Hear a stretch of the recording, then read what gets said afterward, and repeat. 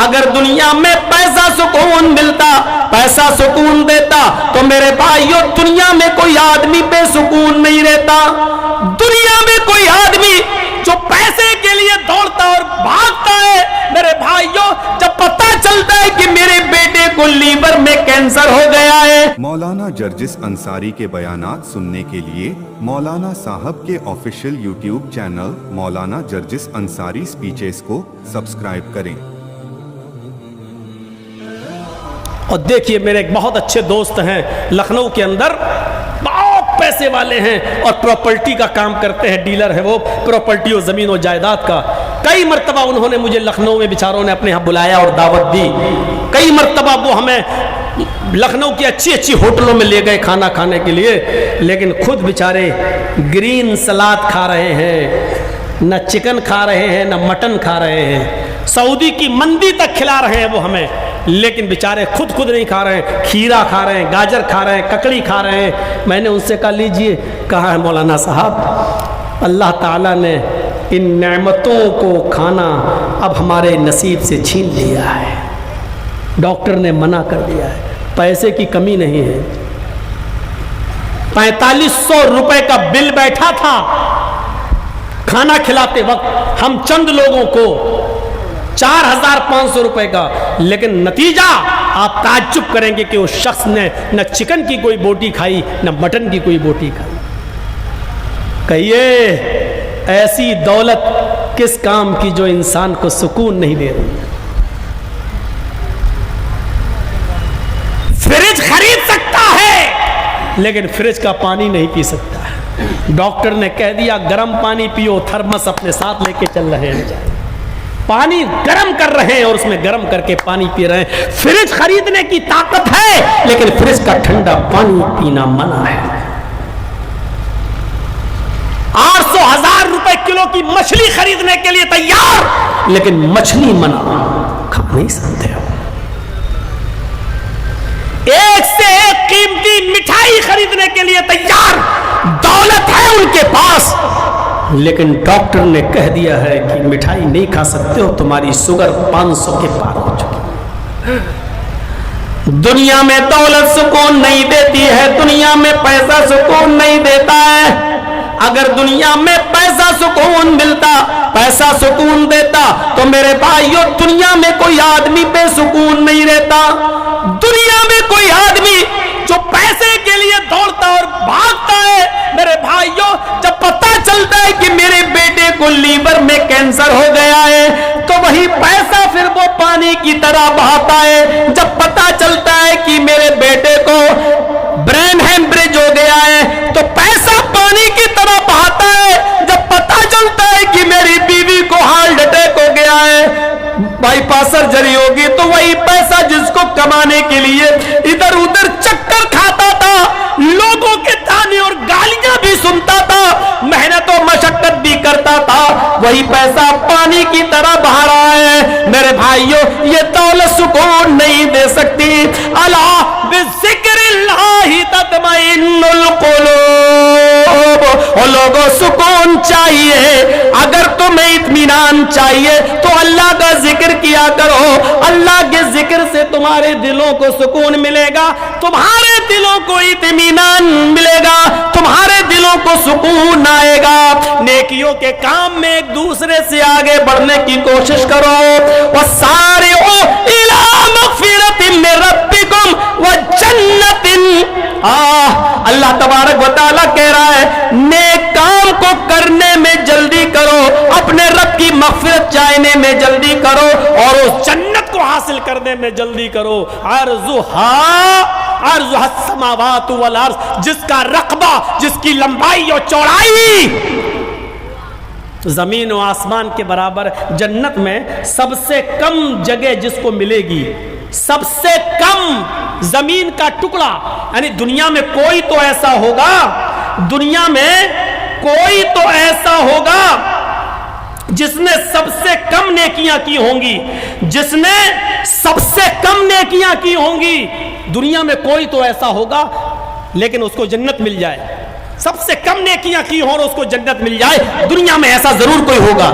تو دنیا میں جب سب سے کم نیکیاں کی ہیں اور جنت اس کو مل گئی تو سب سے کم جگہ بھی اس کو ملے گی جنت میں. چلو جنت تو پا گیا لیکن سب سے کم جگہ ملے گی. جانتے ہو جنت میں سب سے کم جگہ جس شخص کو ملے گی وہ جگہ بھی کتنی ہوگی؟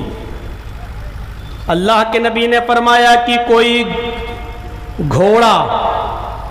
گھوڑے پر بیٹھ کر جنتی کو جو سب سے کم جگہ ملے گی وہ بھی اتنی ہوگی کہ وہ اپنی اس گھر کے اس کونے پر بیٹھ کر, گھوڑے پر بیٹھ کر سفر کرے اور 100 سال تک وہ گھوڑا دوڑتا رہے, چلتا رہے. 100 سال کے بعد وہ گھوڑا جہاں رکے گا, 100 سال کے بعد وہ گھوڑا جہاں رکے گا وہ جنتی کی سب سے کم جگہ ہوگی. یعنی جس کو سب سے کم جگہ ملے گی اس کو اتنی جگہ ملے گی. اب آپ اندازہ لگا سکتے ہیں اور غور کر سکتے ہیں, یہ سب سے کم نیک عمل کرنے والے جنتی کا انعام ہے, اس کو جنت میں اتنی جگہ ملے گی. تو جن سے زیادہ نیکیاں کی ہوں گی اور نیکیوں کے کاموں میں دوسرے سے آگے بڑھا ہوگا, میرے بھائیوں اس کا حال کیا ہوگا؟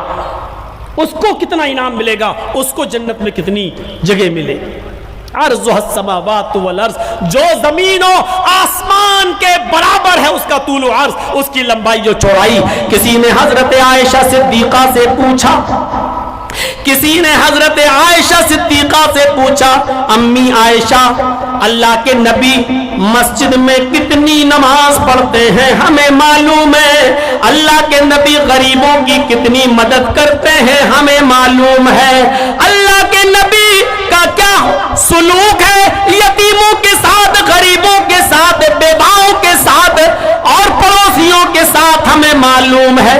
باہر کے کیا کام ہے وہ ہم جانتے ہیں لیکن نبی کے گھر کے معاملات ہمیں نہیں معلوم. اللہ کے نبی گھر میں کیا کرتے ہیں؟ وہ صحابی اس لیے پوچھنا چاہتے ہیں کہ حضرت عائشہ گھر کا کوئی کام بتا دیں جو ہم لوگ نہ کرتے ہوں تو ہم بھی وہ کام کرنے لگ جائیں.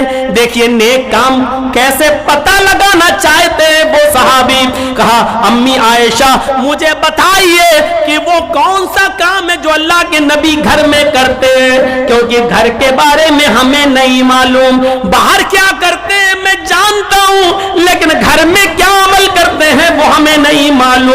حضرت عائشہ کہتی ہیں کہ سنو, گھر میں محمد رسول اللہ کا, میرے سرتاج کا, میرے ہسبینڈ کا رویہ بہت الگ ہے. میں روٹی بنانے کے لیے جب جاتی ہوں اور اللہ کے نبی فرماتے ہیں کہ مجھے روٹی بنا دو, کھانا بنا دو, تو اللہ کے نبی صلی اللہ علیہ وسلم آٹا گوندھ دیتے ہیں, میں روٹی بنا دیتی ہوں. میں دیکھتی ہوں کہ مجھے کام ہے گھر میں, تو اللہ کے نبی خود اپنے گھر میں کپڑے اپنے ہاتھ سے دھل لیا کرتے ہیں, جوتا اپنے ہاتھ سے مرمت کر لیتے ہیں, جوتا اپنے ہاتھ سے سل لیتے ہیں, کپڑے اپنے ہاتھ سے دھل لیتے ہیں. روٹی میں بناتی ہوں تو آٹا اپنے ہاتھ سے گوندھ لیتے ہیں. میرے گھر کے کاموں میں اللہ کے نبی بہت ہاتھ بٹاتے ہیں, یہاں تک کہ کبھی میں روٹی بنا رہی ہوتی تو جھاڑو اٹھا کر گھر کی صفائی بھی اللہ کے نبی کر دیتے ہیں. آئے لوگوں, یہ گھر کا حال ہے, میرے نبی کی گھر کا حال یہ ہے. میرے نبی میرے گھر میں میرے کاموں میں مدد کرتے ہیں. اب سنیے گھر کا حال ایک اور بتاتی ہیں کہ لوگوں اس کے ساتھ ساتھ اللہ کی عبادت, یہ تو گھر کے کام ہوئے دنیاوی کام, لیکن عبادت کا جہاں تک تعلق ہے تو سنیے کبھی کبھی ایسا ہوتا ہے کہ ہمیں تھوڑا بہت ٹائم ملتا ہے تو اللہ کے نبی صلی اللہ علیہ وسلم اور ہم دونوں پاس پاس ہوتے, میں بیٹھی رہتی, میں اللہ کے نبی کے سر کو اپنی گود میں رکھ لیتی, اللہ کے نبی کے سر کو دبا رہی ہوتی, اللہ کے نبی ہم سے ہنسی و مذاق کر رہے ہوتے, میاں بیوی ہیں ہم سے لطف اندوز ہوتے, بوس و کنار کر رہے ہوتے, مجھے اپنی آغوش میں لیتے, مجھے چوم رہے ہوتے, مجھے بوسا دے رہے ہوتے, ہنسی و مذاق کر رہے ہوتے ہم لوگ.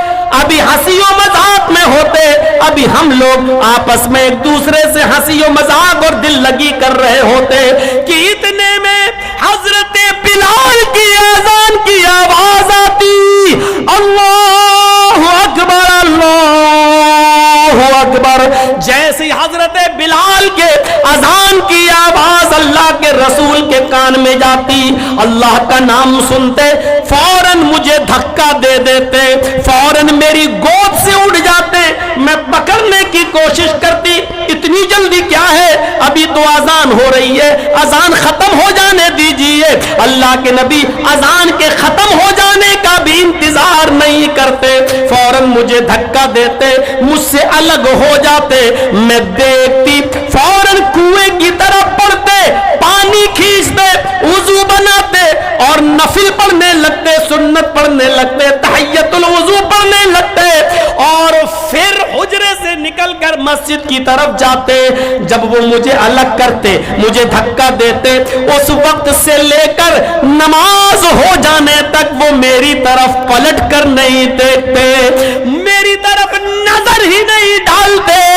کعبے کے رب کی قسم ایسا لگتا جیسے محمد رسول اللہ ہم سے ناراض ہیں، ایسا لگتا جیسے مہینے ہو گئے ہم سے بات نہیں کی ہے۔ یعنی پیار کر رہے ہوتے، محبت کر رہے ہوتے، بوس و کنار کر رہے ہوتے، دل لگی کر رہے ہوتے، ہنسی مذاق کر رہے ہوتے، میرا حق مجھے دیتے، لیکن اللہ اکبر کی آواز سنتے، اذان کی آواز آتی، مجھے چھوڑ دیتے، فراموش کر دیتے اور ایسا لگتا جیسے مجھے جانتے ہی نہیں۔ یعنی پھر نیک کام کرنے میں، عبادت کے لیے اتنی جلدی کرتے کہ پھر مجھے بھول جاتے۔ سارعوا الی مغفرۃ من ربکم، اپنے رب کی مغفرت کی طرف جلدی بڑھو، اپنے رب کی مغفرت کی طرف اور جنت کی طرف جلدی کرو۔ اس واقعے سے ہمیں اور آپ کو سیکھ لینی چاہیے، اس واقعے سے ہمیں اور آپ کو پتہ لگانا، یہ احساس کرنا چاہیے کہ اپنی بیوی کو حق تو دے رہے ہیں، اپنی بیوی کو ٹائم تو دے رہے ہیں، اپنے بیوی بچوں کی گھر میں وقت تو گزار رہے ہیں، لیکن اذان کی آواز آئی تو فوراً چھوڑ دیا اپنی بیوی بچوں کو، گھر کو، اور مسجد کی طرف نکل گئے۔ آپ اندازہ لگائیں گے، اس کو کہتے ہیں نیک عمل میں جلدی کرنا۔ اس جلدی کرنے کو ہمیں اور آپ کو سوچنا چاہیے، یہ تھا نیک عمل میں جلدی کرنا۔ غزوہ احد سنا ہے نا، احد کی لڑائی۔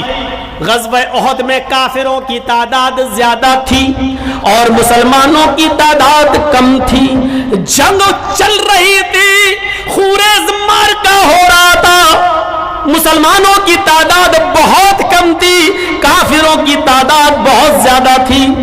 اس میں ایک مرحلہ ایسا بھی آیا کہ صحابہ کرام کو شکست بھی ہوئی، 70 صحابہ شہید بھی کر دیے گئے۔ ایک موقع ایسا بھی آیا، اسی غزوے کے اندر ایک اعرابی آتا ہے، ایک دیہاتی آتا ہے، آؤ میں تمہیں اس دیہاتی کا منظر بتاتا ہوں، آؤ میں تمہیں اس اعرابی کا منظر سناتا ہوں۔ غزوہ احد کے اندر وہ اعرابی آیا، اس کے ہاتھ میں کھجور کا ایک گچھا تھا، اس میں کچی کھجوریں تھی، پکی کھجوریں تھی، وہ کھجور کھاتا جا رہا تھا اور اللہ کے نبی کے پاس آیا، کہنے لگا اللہ کے نبی میں بھی اسلام لایا ہوں لیکن دیہاتی ہوں، اعرابی ہوں، زیادہ دن آپ کی صحبت میں نہیں رہا، اس لیے اسلام کے بارے میں زیادہ نہیں جانتا۔ کھجور کھاتا جا رہا اور بات کرتا جا رہا ہے۔ اللہ کے نبی نے کہا کیا جاننا چاہتے ہو؟ کہا یہ کیا ہو رہا ہے؟ آپ نے فرمایا غزوہ ہو رہا ہے، جنگ ہو رہا ہے۔ فرمایا اس غزوے میں کیا ہے؟ فرمایا تلوار لے کر لڑنا پڑتا ہے، اگر تم نے کافر کو مار دیا تو غازی کہلاؤ گے، زندہ بچ گئے تو غازی کہلاؤ گے۔ کہا اگر اس نے مجھے مار دیا، فرمایا تو تم شہید کہلاؤ گے۔ کہا اگر شہید ہو جاؤں تو پھر مجھے کیا ملے گا؟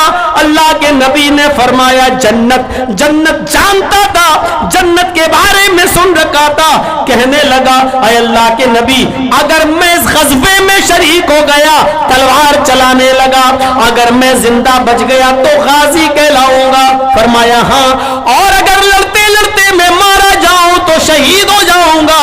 فرمایا ہاں، شہید ہو جانے کے بعد ہم کو جنت فوراً फौरन मिल जाएगी। फरमाया हाँ। उसने कहा जब जन्नत ही लेना है तो फिर इन खजूरों को खाने में अपना टाइम क्यों लगाऊं, इन खजूरों को खाने में अपना वक्त क्यों बर्बाद करूं।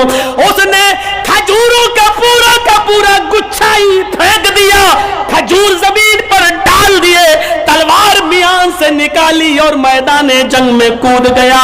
इतना लड़ा कि लड़ते लड़ते उसने कई काफिरों को मारा, लेकिन एक काफिर की तलवार इसकी गर्दन पर भी चल गई और ये भी मैदान जंग में कत्ल कर दिया गया, शहीद हो गया। मेरे भाइयों, मैदान जंग में ये शहीद तो हो गया, लेकिन तवज्जो कीजिए, गौर कीजिएगा, इसने क्या कहा, अय अल्लाह के नबी शहीद हो जाऊंगा तो क्या मिलेगा। आपने कहा जन्नत, तो इसने क्या कहा, जन्नत ही मिलना है शहादत के बाद, तो खजूर खाने में अपना वक्त बर्बाद क्यों करूं, क्योंकि कुरान ने कहा है जन्नत को हासिल करने के लिए जल्दी करो, उसको पाने के लिए जल्दी करो। तो क्यों ना मैं ये अंगूर फेंक दूं, इसको खाऊंगा तो वक्त लगेगा, टाइम लगेगा। उसने पेट भर के खजूर भी नहीं खाया और उसने खजूरों का गुच्छा ही फेंक दिया और निकल गया मैदान जंग में। लड़ते लड़ते मैदान जंग में शहीद कर दिया गया। मेरे भाइयों, हुसूल जन्नत के लिए इसने इतनी जल्दी की कि पेट भर के खजूर भी नहीं खाए, खजूर फेंक दिए। अब कुरान की आयत पर अमल करने वाले सहाबा की जिंदगी पर नजर डालो।